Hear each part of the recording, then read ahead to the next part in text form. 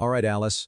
I think we need to just take a collective deep breath after what we witnessed this past weekend. I mean, wow. #2 Michigan, undefeated no more.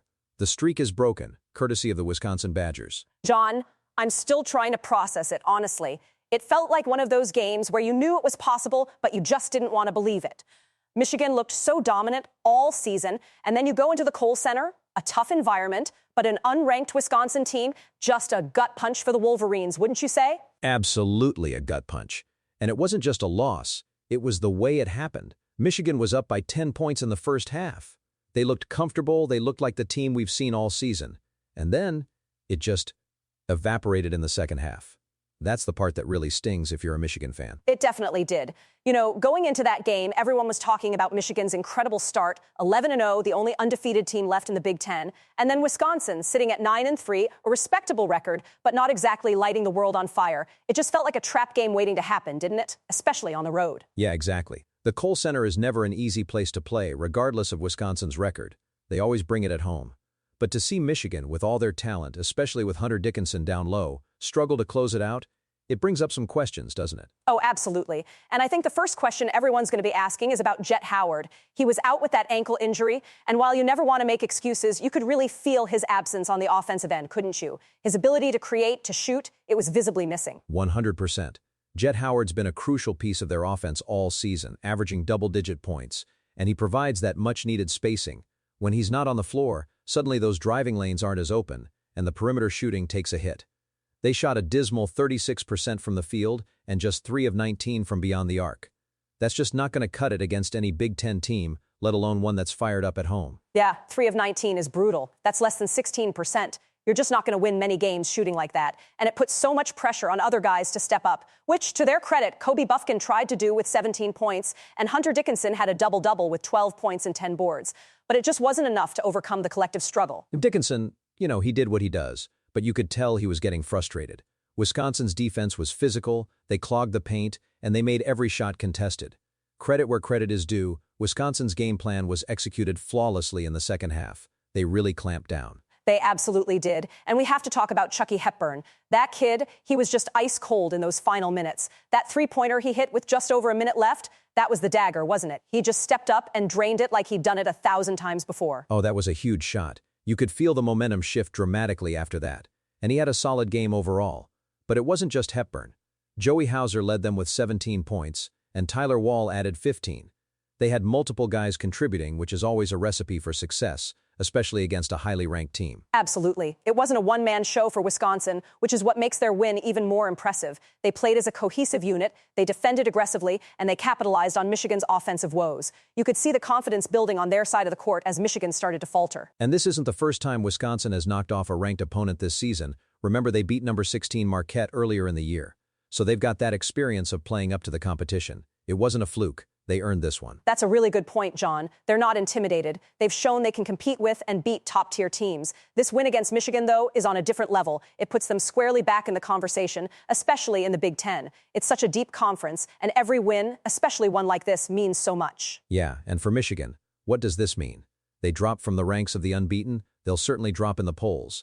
Does it shake their confidence? Does it light a fire under them? Or does it expose some vulnerabilities that other teams are going to try and exploit now? I think it's a bit of all three, honestly. No team wants to lose their undefeated record, especially not in conference play. There's definitely going to be some soul-searching, some film review where they're picking apart every possession. But I also think it could be a wake-up call, John. Sometimes a loss like this, early enough in the season, can be a good thing. It reminds you that you're not invincible and you have to bring your A-game every single night. That's the glass-half-full perspective, right? You take the loss, learn from it, and come back stronger. But it's always easier said than done, especially when you've been cruising along so smoothly. The pressure to maintain that perfect record is gone, but now the pressure to prove it was just a blip, that's real. Exactly. And let's not forget, the Big Ten schedule is absolutely brutal. They've got Penn State next at home, which might seem like a breather, but Penn State can be sneaky, especially if Michigan comes in unfocused. Every game is a battle in this conference. There are no easy wins. No, absolutely not. And for Wisconsin, they've got Illinois next, also on the road. So they have a chance to really build on this momentum, to show that this wasn't just a one-off performance, but that they are a legitimate threat in the Big Ten. Imagine if they could string together a couple of big wins like this. That would be huge for them. And it just goes to show you the parity in college basketball, especially in the Big Ten. Any team can beat any other team on any given night if they're not fully prepared. It's what makes the sport so exciting, but also so heart-wrenching sometimes. Heart-wrenching for Michigan fans, for sure. You go from feeling invincible to suddenly wondering, okay, what's next? How do we respond? And the good teams, the truly great teams, respond by digging deeper, by refining their strategy, and by coming out with an even bigger chip on their shoulder. I agree. This is a real test of Michigan's character now. It's easy to look good when everything's going your way. The true measure of a team is how they bounce back from adversity. Can they tighten up their defense? Can they find a way to score when shots aren't falling? Can they reintegrate Jet Howard effectively when he returns? Those are all critical questions. And a loss like this also reshapes the conversation around the Big Ten title. Before, Michigan looked like they might run away with it. Now, suddenly, the door is open. Purdue, Ohio State, Illinois, even Wisconsin now, they're all looking at this and thinking, okay, Michigan isn't untouchable. Exactly. It makes the rest of the season so much more intriguing. The Big Ten race was already going to be fierce, but now it's even more wide open. And you have to wonder if this loss gives other teams a psychological edge, knowing that Michigan can be beaten. Yeah, it definitely takes away that aura of invincibility. And that's a big deal in college sports. Sometimes that mental edge is just as important as the physical one.